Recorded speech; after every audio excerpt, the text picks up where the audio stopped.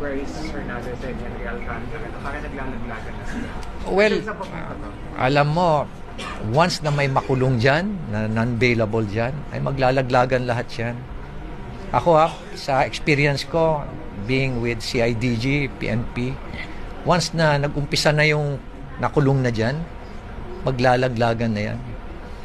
Sa isa rin, ang ginagawa nila ngayon, nagpupul sila ng resources, itong mga politiko, itong mga nagkakasabwatan na sila sa DPWH. Right now siguro, baka nagmi-meeting na sila, lahat. Pati na rin yung mga contractor na ayaw magsalita. They're pooling the resources, hiring expensive PR firms para gumawa ng issue, manira ng mga kami. Maninira sa amin, maninira doon sa mga whistleblowers. Kaya ganun na yung kanilang tinamot. Pati si Kong Tobip, sinisiraan. Kong E.S. Bersamin, sinisiraan.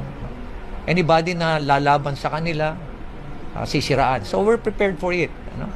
Ganun talaga ang trabaho namin. We are always exposed to risk. May vulnerabilities kami na titingnan nila. Pero that will not at all stop us from pursuing this crusade.